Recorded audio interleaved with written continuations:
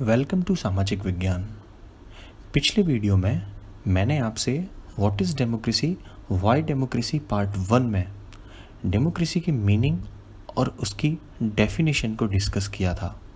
आपको याद तो है ना डेमोक्रेसी का मीनिंग क्या है और उसकी डेफिनेशन क्या है। चलो थोड़ा सा रिवाइज़ कर लेते हैं। जब हम इसकी डेफिनेशन की बात करते हैं तो यहाँ पे हमें 4 पॉइंट्स समझ में आते हैं।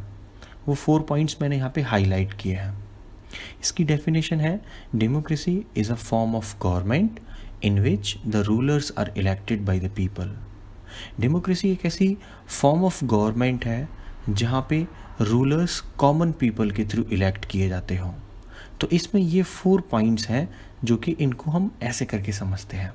सबसे पहले तो रूलर्स होने चाहिए जो इलेक्टेड बाय कॉमन पीपल होने चाहिए। दूसरा, इन रूलर्स के इलेक्शन में फ्री एंड फेयर तरीके से ट्रिक्स यूज़ करी जानी चाहिए। इट मीन्स कोई डर्टी ट्रिक्स, कोई करप्शन नहीं होना चाहिए। और कॉमन पीपल के पास में अथॉरिटी होनी चाहिए। और ऐसे अथॉरिटी के बाद कॉमन पीपल अपने वोट को यूज़ करके गवर्नमेंट को फॉर्म करने के लिए जब इलेक्शन में पार्टिसिपेट करते हैं तो उसके बाद में जो गवर्नमेंट फॉर्म होती है वो डेमोक्रेटिक गवर्नमेंट होती है।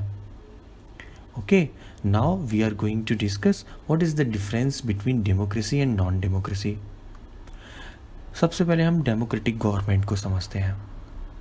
डेमोक्रेटिक गवर्नमेंट में जो रूलर्स होते हैं they are elected by the common people. ये कुछ कंडीशंस हैं किसी भी कंट्री में। अगर वो कंट्री अपने आप को ये कहती है कि मैं डेमोक्रेटिक कंट्री हूँ तो वहाँ पे उन कंट्रीज़ में ये कंडीशंस फुलफ़िल होनी चाहिए। These are the conditions to have a democracy in these countries. First, the rulers should be or must be elected by the common people. दूसरा, उन रूलर्स के इलेक्शन में कोई भी किसी भी तरीके का कोई करप्शन नहीं होना चाहिए। It means free and fair election होना चाहिए। तीसरा इंपॉर्टेंट पॉइंट, जो पीपल हैं उनके पास में अथॉरिटी होनी चाहिए। फाइनल अथॉरिटी उन्हीं के पास होनी चाहिए कि गवर्नमेंट के को इलेक्ट करने में, उसको चूज़ करने में वही पार्टिसिपेट करेंगे। ओके, और बाद में ऐसी गवर्नमेंट जो कि रिप्रेजेंटेटिव गवर्नमेंट है वही पूरी कंट्री को गवर्न करेगी। इसको हम रिप्रेजेंटेटिव गवर्नमेंट या डेमोक्रेटिक गवर्नमेंट बोलते हैं। कुछ एग्जाम्पल्स हमारे सामने कंट्रीज़ के हैं like India, US and Belgium. तो ये 4 कंडीशंस हैं। कोई भी कंट्री अगर इनको फुलफ़िल करती है तो वो डेमोक्रेटिक कंट्री होती है। लेकिन कुछ कंट्रीज़ हैं अपने आप को वो डेमोक्रेटिक गवर्नमेंट बोलती हैं लेकिन वो नहीं है। चलो हम डिस्कस करते हैं, डिफरेंस देखते हैं कि नॉन डेमोक्रेटिक गवर्नमेंट में क्या होता है। नॉन डेमोक्रेटिक गवर्नमेंट में जो रूलर्स होते हैं वो कॉमन पीपल्स के थ्रू इलेक्ट नहीं होते। अभी मैं आपसे कुछ एग्जाम्पल यहाँ पे डिस्कस करूँगा। इलेक्शन वहाँ पे फ्री एंड फेयर में कंडक्ट नहीं होता। वहाँ पे किसी न किसी पार्टी के थ्रू कोई ना कोई dirty tricks, unfair means use करे जाते हैं। तो वहाँ पे इलेक्शन भी फ्री एंड फेयर में कंडक्ट नहीं होता। फिर वो कंट्रीज़ अपने आप को कैसे कह सकती हैं that they are democratic country. वहाँ पे पीपल जो है, कॉमन पीपल, उनके पास भी कोई अथॉरिटी नहीं होती कि वो अपनी गवर्नमेंट को चूज़ कर पाएँ। It means the final power rests with the rulers of the country, and remember the rulers are not elected by the people. Okay, और ऐसी गवर्नमेंट को फिर हम क्या कहते हैं? ऐसी गवर्नमेंट को मोनार्क कह सकते हैं, जहाँ पे कोई किंग होता है, जहाँ पे कोई 1 पर्सन रूल होता है। ऐसी गवर्नमेंट को हम मिलिट्री रूल कह सकते हैं, आर्मी रूल कह सकते हैं। ऑटोक्रेटिक गवर्नमेंट होती है और ऐसी गवर्नमेंट अकाउंटेबल नहीं होती। कॉमन पीपल के लिए वो अकाउंटेबल नहीं होती। वो जो चाहे सो करे। कॉमन पीपल के लिए उनकी अकाउंटेबिलिटी नहीं है। कोई फ़र्क नहीं पड़ता ऐसी गवर्नमेंट को। लेकिन अगर हम डेमोक्रेटिक गवर्नमेंट की बात करेंगे तो वहाँ पे गवर्नमेंट जो कि रिप्रेजेंटेटिव गवर्नमेंट होती है वो कॉमन पीपल के लिए अकाउंटेबल होती है। ऐसा क्यों? वो इसलिए क्योंकि वो गवर्नमेंट कॉमन पीपल के थ्रू ही इलेक्ट होकर आती है। नॉन डेमोक्रेटिक गवर्नमेंट के कुछ एग्जांपल्स हैं लाइक चाइना, सऊदी अरेबिया है, ये कुछ कंट्रीज़ हैं। अब हम डेमोक्रेसी के फीचर्स देखते हैं कि डेमोक्रेसी एक्चुअली है क्या, उसके फीचर्स क्या है, कि किन फीचर्स के बेस पर हम कह सकते हैं कि ये कंट्री एक डेमोक्रेटिक कंट्री है। तो फर्स्ट फीचर यहाँ पे ये मेंशन है, in a democracy the final decision making power must rest with those elected by the people. आपको याद है ना, जो कॉमन पीपल होते हैं वही इलेक्शन के थ्रू अपने रिप्रेजेंटेटिव अपने गवर्नमेंट को फॉर्म करते हैं, और तब ऐसी elected by the common people ऐसी गवर्नमेंट के पास में फाइनल डिसीजन मेकिंग पावर्स आती हैं। डेमोक्रेसी की ये पहली कंडीशन है कि उन्हीं के पास में फाइनल पावर्स होती हैं डिसीजंस लेने की, जो इलेक्टेड बाय कॉमन पीपल होते हैं। दूसरी condition, a democracy must be based on a free and fair election where those currently in power have a free chance of losing. Democracy में ये होता है कि अगर फ्री एंड फेयर इलेक्शन हुआ है तो उसके बेस पर ही जो गवर्नमेंट फॉर्म होगी वही आगे रूल करेगी। अदरवाइज हर गवर्नमेंट के पास में एक चांस होता है कि वो भी हार सकते हैं। वो इसलिए क्योंकि elections free and fair manner में होते हैं। अगर कॉमन पीपल उनके जो उन्होंने वर्क किया है, जो उन्होंने अचीवमेंट्स करे हैं, वो सफिशिएंट नहीं लगते अगर कॉमन पीपल को, तो वो नेक्स्ट इलेक्शन में, अगर election free and fair manner में हुआ है, तो उन पर्सन्स को, उन गवर्नमेंट को, उस पॉलिटिकल पार्टी के लीडर्स को वो इलेक्ट नहीं करते। तो there is a fair chance of losing. Third point है, in a democracy each adult citizen must have one vote and each vote must have one value. It means all are equal. All citizens of the country are equal to take decisions that वो किनको vote देंगे। ठीक है, तो ये point भी बहुत important है डेमोक्रेसी के फीचर्स के लिए। Fourth and last point, a democratic government rules within limits set by constitutional law and citizens rights. It means government जो डेमोक्रेटिक तरीके से फॉर्म हुई है वो सारे रूल्स रेगुलेशंस को फॉलो करते हुए ही रूल करेगी जो कॉन्स्टिट्यूशन में गिवन है। सिटीजन्स के राइट्स के बियॉन्ड जाके कोई भी ऐसा काम नहीं करेगी। इट मीन्स वो लिमिट्स में रहकर ही काम करेगी। तो ये जितने भी 4 पॉइंट्स हैं ये एक्चुअली डेमोक्रेसी के फीचर्स हैं। इन 4 पॉइंट्स से रिलेटेड कुछ स्टोरीज आपके चैप्टर में गिवन है, चलो उनको वन बाय वन उनको भी देख लेते हैं। फर्स्ट स्टोरी रिलेटेड है आपके major decisions by elected leaders से। तो वो पाकिस्तान की स्टोरी है। पाकिस्तान की स्टोरी में क्या है कि वहाँ पे जनरल परवेज़ मुशर्रफ ने 1999 में एक मिलिट्री कूप के थ्रू कंट्री पे रूल करना स्टार्ट किया। उन्होंने डेमोक्रेटिकली इलेक्टेड गवर्नमेंट को ओवरथ्रो कर दिया। इट मीन्स उन्होंने वहाँ पे एक तरीके से अपना डोमिनेंस इस्टेब्लिश कर दिया। मालूम क्यों? क्योंकि वो मिलिट्री में थे और वहाँ पे मिलिट्री डोमिनेट करती है, डोमिनेंट नेचर की है। तीसरा पॉइंट, जब वो उन्होंने डेमोक्रेटिकली इलेक्टेड गवर्नमेंट को ओवरथ्रो कर दिया, उनके पास पावर्स आ गई, तो उन्होंने अपने आप को कंट्री का चीफ एग्जीक्यूटिव, इट मीन्स सर्वे सर्वा, मतलब सब कुछ वही करने वाले हैं, वो ऐसा उन्होंने अपने आप को वहाँ पे डिक्लेयर किया। उसके बाद में उन्होंने वहाँ पे एक रेफरेंडम कराया। रेफरेंडम क्या होता है? रेफरेंडम एक तरीके से एक इलेक्शन होता है, एक सर्वे होता है जिसमें कॉमन सिटीजन से, कॉमन पीपल से पूछा जाता है कि वो इस गवर्नमेंट को पसंद करते हैं या नहीं करते हैं। एक कंसेंसस टाइप का लिया जाता है, एक इलेक्शन कह सकते हैं, वो कंडक्ट कराया उन्होंने।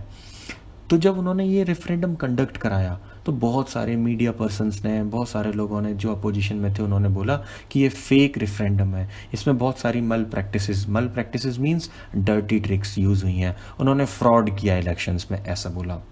और बाद में उन्होंने अपने डेजिग्नेशन को, जो चीफ एग्जीक्यूटिव डेजिग्नेशन था, उसको उन्होंने प्रेसिडेंट में कन्वर्ट किया। He changed his designation as president in 2002 that granted him a 5 year extension, जिसकी वजह से उनको नेक्स्ट 5 ईयर का एक्सटेंशन मिल गया कि वो ही कंट्री को रूल करेंगे। ठीक है, उसके बाद in August 2002 he issued a legal framework order that amended the constitution of Pakistan. उन्होंने 2002 में ही एक नया अमेंडमेंट किया पाकिस्तान के कॉन्स्टिट्यूशन में, जिसको लीगल फ्रेमवर्क ऑर्डर बोला जाता है। उसके थ्रू उन्होंने क्या किया कि जितनी भी पावर्स थी वो फाइनल पावर्स अब प्रेसिडेंट के पास में थी। प्रेसिडेंट कौन है? जनरल परवेज़ मुशर्रफ।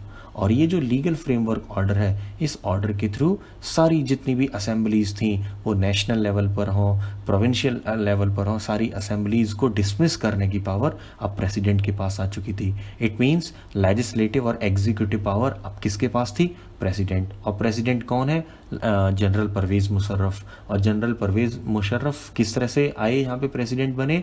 वो पहले मिलिट्री में थे, और मिलिट्री का लीडर कभी कोई कॉमन पीपल के थ्रू इलेक्ट होकर नहीं आता। रेफरेंडम कराया, लेकिन वो भी फेक रेफरेंडम था। इट मीन्स जो गवर्नमेंट है वो गवर्नमेंट डेमोक्रेटिकली इलेक्टेड नहीं है। हम बात करते हैं जो सिविलियन कैबिनेट है, मतलब डिसीजंस वहाँ की पार्लियामेंट के थ्रू जो लिए जाते हैं वो सारे के सारे सुपरवाइज हो रहे थे नेशनल सिक्योरिटी काउंसिल के थ्रू, जिसको डोमिनेट कौन करता है? Military officers. इट मीन्स वहाँ की गवर्नमेंट पूरी तरीके से मिलिट्री के थ्रू रूल करी जा रही थी। इस लॉ के पास होने के बाद जितने भी इलेक्टेड रिप्रेजेंटेटिव्स थे उन सबके पास में थोड़ी सी पावर थी, they have some powers only, लेकिन जो फाइनल पावर्स थी किसी भी तरीके के डिसीजंस को लेने वाली वो या तो मिलिट्री ऑफिसर्स के पास थी या जनरल मुशर्रफ के ही पास थी। ठीक है, तो इस तरह से इन सारे रीजंस के बेस पर हम कह सकते हैं that Pakistan under general Musharraf should not be called a democratic country. Okay, तो ये फर्स्ट फीचर क्या कहता है? फर्स्ट फीचर ये कहता है कि कोई भी कंट्री वहाँ पर जो गवर्नमेंट है अगर इलेक्टेड बाय कॉमन पीपल है तभी वो डेमोक्रेटिक कंट्री कही जाएगी, अदरवाइज उसको हम डेमोक्रेटिक कंट्री नहीं कहेंगे। और जो डेमोक्रेटिक तरीके से इलेक्टेड गवर्नमेंट है उन्हीं के पास में फाइनल पावर्स होगी डिसीजंस लेने की। So this is the first feature of the democracy. Now second feature of the democracy, that is free and fair electoral competition. It means country में free और fair तरीके से elections होने चाहिए। अब हम बात करते हैं चाइना की। चाइना में क्या है? चाइना में सिंगल पार्टी सिस्टम है, वहाँ कोई दूसरी और पार्टी नहीं है, एक ही पार्टी है, that is communist party of China. और यही पार्टी हमेशा इलेक्शंस जीतती है। इन इलेक्शंस में जो कैंडिडेट कॉन्टेस्ट में पार्टिसिपेट करते हैं उनको पहले इस पार्टी से अप्रूवल लेना होता है कि वो इलेक्शन में पार्टिसिपेट कर सकते हैं या नहीं। और जब उनको अप्रूवल मिल जाता है तो वो जो दूसरे और स्मॉलर पार्टीज़ हैं उनके साथ मिलकर इलेक्शन में पार्टिसिपेट करते हैं, कॉन्टेस्ट करते हैं। ठीक है, बाद में जो गवर्नमेंट फॉर्म होती है वो हमेशा कम्युनिस्ट पार्टी की होती है, क्योंकि दूसरी और पार्टी को कोई चांस ही नहीं मिलता। अब दूसरी और कोई पार्टी को चांस नहीं मिलता तो ऐसे इलेक्शन का क्या फ़ायदा जहाँ पे कोई दूसरा ऑप्शन कॉमन पीपल के पास में ना हो। आपको अगर ये बोला जाए कि आपको फ्रूट्स खाने हैं और फ्रूट्स में सिर्फ बनाना आपके सामने रखा जाए, कोई दूसरा चॉइस ना हो, तो क्या आप कोई चॉइस बना सकते हैं कि मुझे ये बनाना नहीं खाना, ये खाना, क्योंकि आपके पास दूसरी कोई चॉइस है ही नहीं। तो क्या ये फ्री एंड फेयर चॉइस है? नहीं, ये कोई फ्री एंड फेयर इलेक्शन नहीं है। ठीक है, नाउ अब हम बात करते हैं मैक्सिको की। मैक्सिको में क्या है? मैक्सिको में हर 6 साल के बाद में इलेक्शंस होता है वहाँ के प्रेसिडेंट के लिए। ठीक है, since 1930 every election was one only by one party, that is PRI, institutional revolutionary party. यही पार्टी 1930 से हमेशा हर बार जीतती आई है और इसी पार्टी के प्रेसिडेंट बने हैं। अब यही क्यों जीतती आई है? क्या इसी पार्टी के सारे लीडर्स बहुत अच्छे हैं? नहीं, ऐसा तो नहीं होगा। तो वैसा क्या करते हैं? They used many dirty tricks to win elections. वो क्या करते हैं? वो स्कूल टीचर्स को फोर्स करते हैं कि वो पेरेंट्स को बोलें कि वो PRI को वोट करें। वो क्या करते हैं? पोलिंग बूथ को लास्ट टाइम पे शिफ्ट भी कर देते हैं from one place to another in last minute, which made it difficult for people to cast their vote. Common people के लिए बहुत मुश्किल हो जाता है। और फिर बाद में अपनी डर्टी ट्रिक्स को यूज़ करते हुए वो बूथ को या तो कैप्चर कर लेते हैं या वो अपनी तरफ से एक फेक पोलिंग कर देते हैं। PRI बहुत लार्ज अमाउंट में मनी को भी स्पेंड करता है in the campaign for its candidate. It means दूसरी और पार्टीज़ को कोई चांस नहीं मिलता जीतने का। मैक्सिको की ये स्टोरी है। ठीक है, तो चाइना और मैक्सिको इन दोनों की स्टोरी को पढ़ के हमें एक बात तो समझ में आ गई कि किसी भी कंट्री में अगर फ्री एंड फेयर तरीके से इलेक्शन नहीं है, जैसा कि चाइना में सिर्फ सिंगल पार्टी है, दूसरी पार्टी का कोई चांस नहीं है, और मैक्सिको में सिर्फ एक ही पार्टी हमेशा जीतती चली आ रही है, तो वहाँ पे कोई दूसरा फ्री एंड फेयर इलेक्शन है ही नहीं, तो वहाँ पे डेमोक्रेसी नहीं है। Actually we are comparing democracy and non democracy, democratic country and non democratic country. Okay, अब हम तीसरे फीचर की तरफ आते हैं। यह है 1 पर्सन 1 वोट 1 वैल्यू। मतलब किसी भी एक कंट्री में इलेक्शन में हर पर्सन के पास में वन वोट और वन वैल्यू है, तभी वो कंट्री डेमोक्रेटिक कंट्री कही जाएगी। इट मीन्स किसी के पास ऐसा नहीं है उनकी वोट की वैल्यू ज़्यादा हो, अपर कास्ट के पर्सन्स की वोट की वैल्यू ज़्यादा हो और लोअर कास्ट के पर्सन्स की वोट की वैल्यू कम हो, ऐसा नहीं है। इनइक्वालिटी नहीं है। अगर इक्वालिटी है तो वहाँ पे डेमोक्रेसी है। इसका हम एग्जांपल देखते हैं। सऊदी अरेबिया में क्या है? सऊदी अरेबिया में women do not have the right to vote. तो क्या हम कह सकते हैं सऊदी अरेबिया में डेमोक्रेसी है? नहीं, वहाँ पे इक्वल राइट्स नहीं है, वुमेन के पास राइट नहीं है, राइट टू वोट। हम एस्टोनिया की बात करें तो वहाँ की जो सिटीजनशिप है उसके रूल्स जो रशियन माइनॉरिटी हैं उनके लिए बड़ा मुश्किल है कि राइट टू वोट वो अपना यूज़ कर पाएँ। ऐसा नहीं कर पाती एस्टोनिया में। अगर हम फिजी की बात करें तो the electoral system is such that the vote of an indigenous Fiji has more value than that of an Indian Fijian. It means वहाँ के जो नेटिव इंडिजिनस फिजी के जो पर्सनस हैं उनकी वोट की वैल्यू ज़्यादा है, और इंडिया से जो बिलोंग करते हैं उनकी वोट की वैल्यू वहाँ पे कम है। तो वहाँ पे one person one vote one value नहीं है। ठीक है, अब हम बात करते हैं फोर्थ फीचर की। ये फोर्थ फीचर क्या है? Rule of law and respect for rights. ठीक है, ये rule of law and respect of rights ये कौन सा फीचर है? तो ये भी बहुत इंपॉर्टेंट फीचर है। कोई भी एक गवर्नमेंट जो डेमोक्रेटिक तरीके से इलेक्ट हुई है, इसके पास में अनलिमिटेड पावर्स नहीं होंगी रूल करने की। ये रूल ऑफ लॉ के अकॉर्डिंग ही सारा काम करेंगे। ठीक है, with in the limits of the constitutional law they will rule the country. इसको भी हम कंपेयर कर लेते हैं। जिम्बाब्वे में क्या हुआ?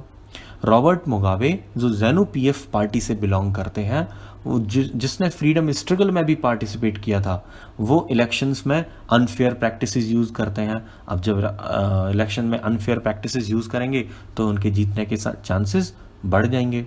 ठीक है, उन्होंने अपने यहाँ कॉन्स्टिट्यूशन को कई बार चेंज किया। Constitution was changed several times to increase the powers of the president and make him less accountable। क्या ऐसा हो सकता है कि कोई कंट्री अपने आप को डेमोक्रेटिक कंट्री बोलती हो और वहाँ पे उसकी गवर्नमेंट की अकाउंटेबिलिटी लेस होती हो? नहीं। अभी अभी मैंने आपको बताया था डेमोक्रेटिक कंट्री है तो वहाँ पे अकाउंटेबिलिटी भी उतनी ही होती है। लेकिन यहाँ पे रॉबर्ट मुगाबे ने क्या किया? कॉन्स्टिट्यूशन को कई बार चेंज किया, प्रेसिडेंट की पावर्स को इंक्रीज कर दिया, लेकिन उनकी अकाउंटेबिलिटी कम कर दी। अपोजिशन पार्टीज़ जो हैं, अपोजिशन लीडर्स हैं, उनको कई बार हैरेस किया गया। उनकी जितनी भी एक्टिविटीज़ थी, डेमोन्स्ट्रेशंस थे, उन सबको ख़त्म कर दिया गया, उनको सप्रेस कर दिया गया।